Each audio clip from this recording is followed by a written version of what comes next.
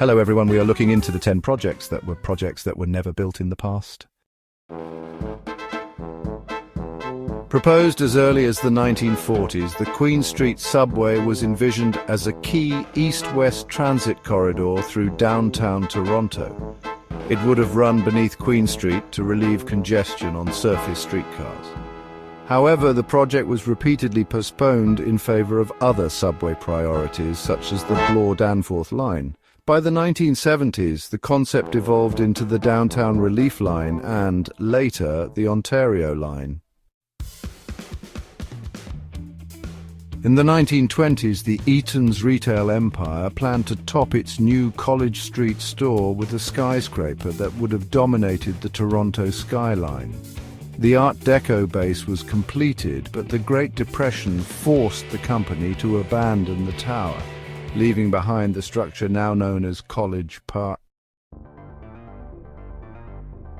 In the 1960s, Metro Centre was a proposed 180-acre redevelopment project near Union Station, including office towers, residential units and a sports stadium. It would have transformed Toronto's core, but public opposition and financial constraints stalled the project. Portions of the land were eventually used for projects like the CN Tower. 80s to 1990s projects sought to transform polluted industrial land near the Don River into a large, affordable housing community. However, the environmental cleanup costs were prohibitive, and the plan was abandoned.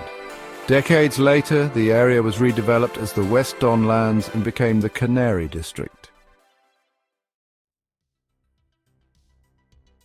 When the SkyDome, now Rogers Centre, opened in the 1980s, initial plans included a luxury hotel tower atop the stadium.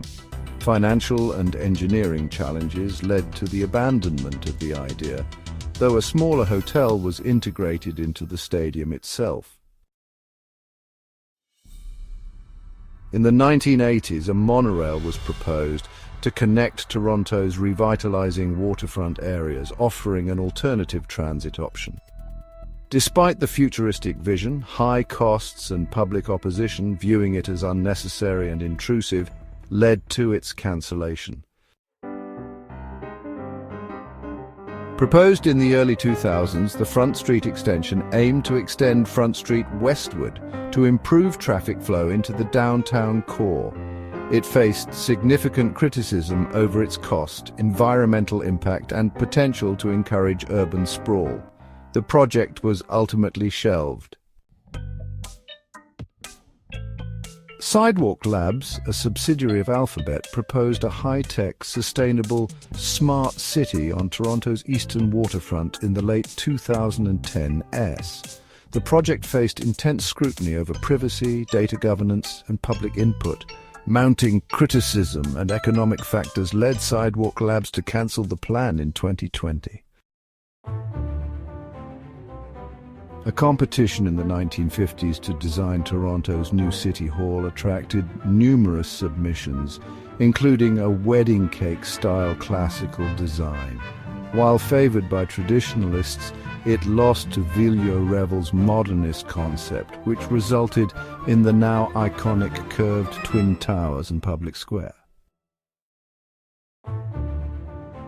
In the 2000s, architect Frank Gehry proposed a 112-story skyscraper on King Street West, which would have been the world's tallest building at the time. However, the ambitious plan faced local opposition over scale and shadowing, leading to a significantly scaled-back version of the project.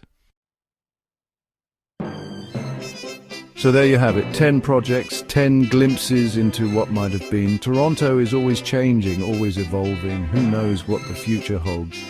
Maybe one day we'll look back at today's Toronto with the same sense of wonder. If you like my videos, please don't forget to hit the subscribe